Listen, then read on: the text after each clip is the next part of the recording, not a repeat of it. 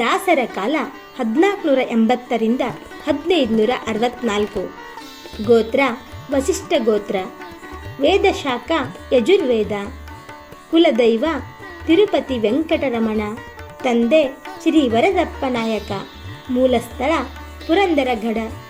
ತಂದೆಯ ವೃತ್ತಿ ರತ್ನಪುಡಿ ವ್ಯಾಪಾರ. ಜನ್ಮನಾಮ ಶ್ರೀನಿವಾಸ. ಧರ್ಮಪತ್ನಿ ಸರಸ್ವತಿಬಾಯಿ. ಮಕ್ಕಳು 4: ವರದಪ್ಪ, ಗುರುರಾಯ, ಅಭಿನವಪ್ಪ ಮತ್ತು ಮಧ್ವಪತಿ. ದಾಸರನ್ನು ಜನರು ಕರೆಯುತ್ತಿದ್ದುದು ನವಕೋಟಿ ನಾರಾಯಣ ಎಂದು.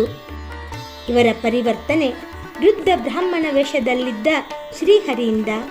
ವೃದ್ಧ ಬ್ರಾಹ್ಮಣ ಯಾಚಿಸಿದ್ದು ಮಗನ ಉಪನಯನಕ್ಕೆ ಸಹಾಯ. ಶ್ರೀನಿವಾಸ ನಾಯಕ ನೀಡಿದ್ದು ಒಂದು ಸವಕಲು ನಾಣ್ಯ. ಸರಸ್ವತಿ ಬಾಯಿಗೆ ಬ್ರಾಹ್ಮಣ ನೀಡಿದ್ದು ಮೂಗುತಿ. ವಿಷಪಾನ ಮಾಡಲು ಹೋದ ಸರಸ್ವತಿ ಬಾಯಿಗೆ ಮೂಗುತಿ ಸಿಕ್ಕಿದ್ದು ವಿಷದ ಬಟ್ಟಲಿನಲ್ಲಿ. ದಾಸವೃತ್ತಿಗೆ ಕಾರಣ ಭಗವಂತನ ಲೀಲೆ. ವೈರಾಗ್ಯ, ಶ್ರೀಹರಿಯಲ್ಲಿ ಭಕ್ತಿ, ಸಂಸಾರದಲ್ಲಿ ವಿರಕ್ತಿ. ಮುಂದಿನ ವೃತ್ತಿ ಮಧುಕರ ವೃತ್ತಿ.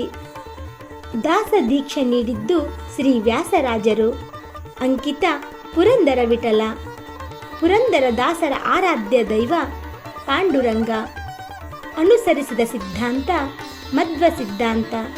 ವ್ಯಾಸರಾಜರು ದಾಸರ ಕೃತಿಗಳಿಗೆ ನೀಡಿದ ಗೌರವ ಪುರಂದರೋಪನಿಷತ್.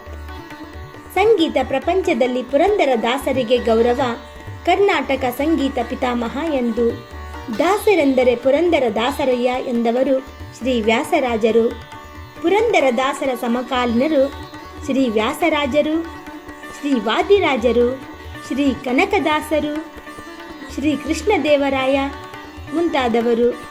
ದಾಸರು ಇಹಲೋಕ ತ್ಯಜಿಸಿದ ದಿನ 1564 ರಕ್ತಾಕ್ಷಿ ಸಂವತ್ಸರ ಪುಷ್ಯಮಾಸ ಅಮಾವಾಸ್ಯೆ ಭಾನುವಾರ.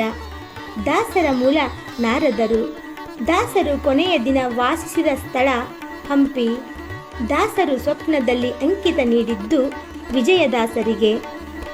ದಾಸರ ಒಟ್ಟು ಕೃತಿಗಳು ಅಂದಾಜು 4,75,000. ಉಪಲಬ್ಧ ಕೃತಿಗಳು ಸುಮಾರು 2,000. ದಾಸರ ಸಾಹಿತ್ಯ ಪ್ರಕಾರಗಳು ಕೀರ್ತನೆಗಳು, ಉಗಾಭೋಗಗಳು, ಸುಳಾದಿಗಳು, ಗದ್ಯ ಇತ್ಯಾದಿ.